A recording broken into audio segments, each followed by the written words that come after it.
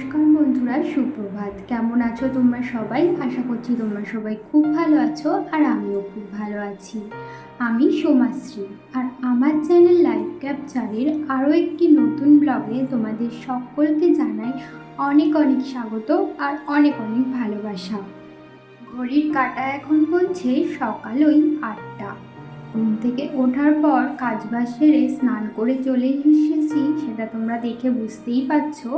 তো স্নান করে আসার পর চুলটা না আঁচড়ে নিলাম, আর এই যে এখন গামছাটা ভিজা গামছাটা মেলে দিচ্ছি। তারপরে বাইরে যাব। ওই যে রোজ দিনের মতো আজকেও তো স্নান করার আগে কিছু জামা কাপড় কেচে দিয়েছিলাম, সেগুলোই বাইরে নিয়ে গিয়ে মেলে দিলাম। তারপরে দেখো চলে আসলাম ওপরে, আর ওপরে এসে ঠাকুরটা জাগিয়ে আমি ঠাকুর ঘরটা মুছে নিচ্ছি। আর ঠাকুর বাসন আগেই মেজে নিয়েছি। ঠাকুর ঘরটা মোছা হয়ে গেলে ফুলগুলো তুলে এনে পুজোটা দিয়ে নেব। আর এরই মাঝে আমার ছেলেও ঘুম থেকে উঠে গেছিল। তো ও ঘুম থেকে উঠে যাবার পর ওকে ফ্রেশ করে খাইয়ে দাইয়ে রেখে তারপরেই আমি এই কাজগুলো করছি। বন্ধুরা, তোমরা যারা এই পর্যন্ত আমার ভিডিও দেখলে তোমাদেরকে জানাই অসংখ্য ধন্যবাদ আমার ভিডিও দেখবার জন্য। আর আমার ভিডিও যদি তোমাদের কোথাও ভালো লেগে থাকে তাহলে আমার ভিডিওটিতে একটি লাইক করতে পারো, আর কমেন্ট করে জানাতে পারো আমার ভিডিও তোমাদের কেমন লাগলো। আর যদি কোনো নতুন বন্ধু আজকে প্রথম আমার ভিডিও দেখে থাকো, আর আমার ভিডিও যদি তোমাদের কোথাও ভালো লেগে থাকে তাহলে আমার চ্যানেলটিকে সাবস্ক্রাইব করে রাখতে পারো এরকম নতুন নতুন ডেইলি ব্লগ রোজ দিন দেখবার জন্য। তো এই তো আজকে তো ছিল বৃহস্পতিবার, তো সেই কারণে ঠাকুরের আসনে যে কাপড়গুলো পাতা ছিল সেগুলো না বদলে নিলাম। তারপরে এই যে ঠাকুরগুলো ওই যে এখন মুছে মুছে এক এক করে আসনে রেখে দিচ্ছি। আর বৃহস্পতিবার করে না এই যে আসনগুলো যেহেতু পাল্টাতে হয়, তো সেই কারণে পুজো দিতে না একটু সময়ও লেগে যায়। ঠাকুরের আসনের কাপড় তো পাল্টে নিয়েছি, আর ঠাকুরগুলো মুছে মুছে আসনে আবার রেখে দিয়েছি। আর এখন দেখো শিব ঠাকুরটাকে ভালো করে একটু স্নান করিয়ে তারপর শিবের মাথায় জল ঢেলে আসনে রেখে দেব। ঠাকুর গোছানো আমার হয়ে গেছে, সেটা তো তোমরা দেখেই বুঝতে পারছো। ঠাকুরের আসন আমার ফুল দিয়ে সাজানো একদমই হয়ে গেছে। এখন আমি লক্ষ্মীর ঘরটা পেতে নিচ্ছিলাম।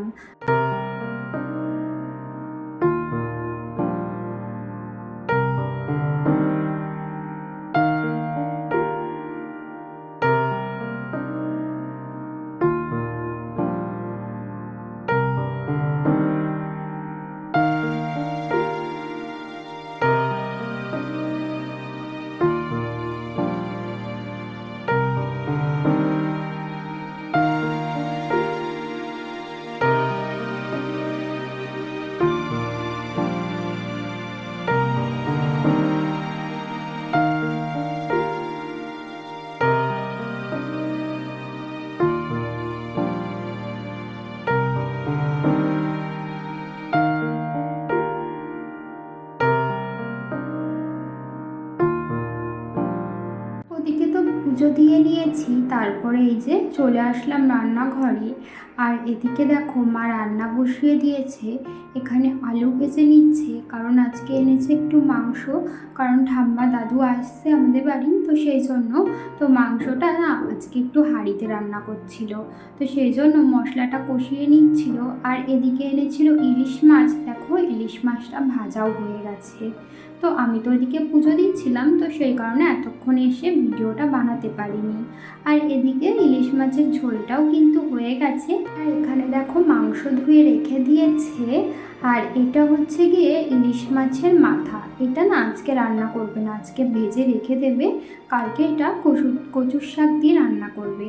তো এই তো, আর ঠাম্মা দাদু না যখনই আসে তখনই তো অনেক করে সবজি নিয়ে আসে। তো এইবারেও নিয়ে এসেছে, দেখো কত সবজি, বেগুন, আমড়া, তারপর পটল, টমেটো, কচু, তারপরে আরও নানান রকমের সবজি নিয়ে এসেছিলো। ওই দেখো করলাও রয়েছে। তো সেগুলো না আমি এখন ব্যাগ থেকে ঢেলে ঝুড়িতে ভাগ ভাগ করে রেখে দিচ্ছিলাম। একটা ঝুড়িতে ধরছিল না, তো সেই কারণে দুটো ঝুড়ির মধ্যে রেখে দিচ্ছিলাম।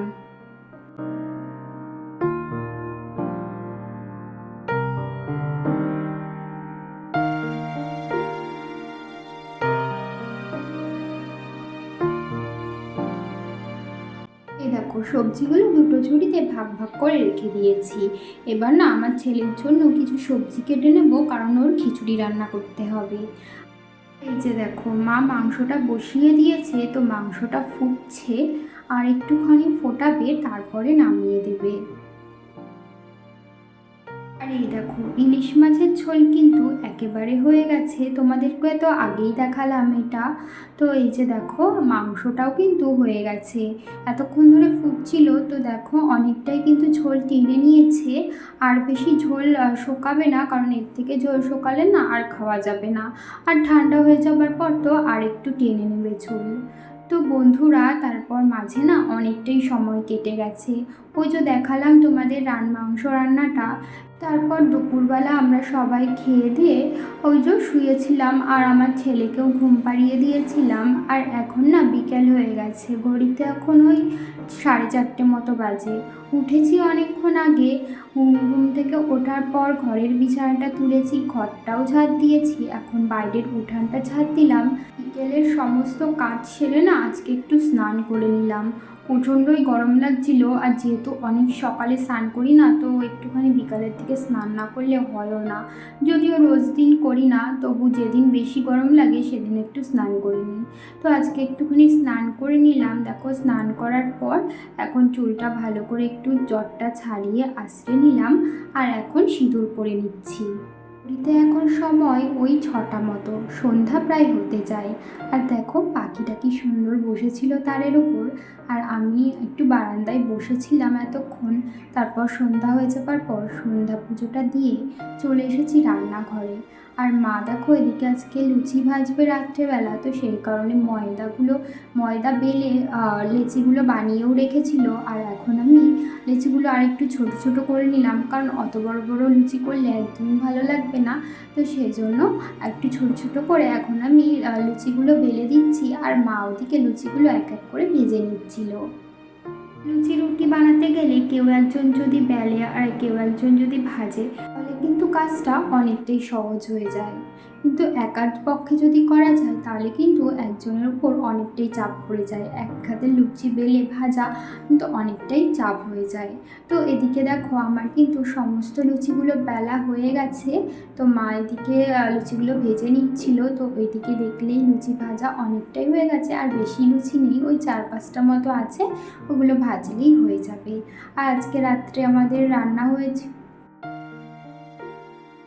দেখো আজকে রাত্রে আমাদের রান্না হয়েছিল লুচি, আর ওই যে দুপুরে মাংস করেছিল সেটাই রাত্রে গরম করেছিল।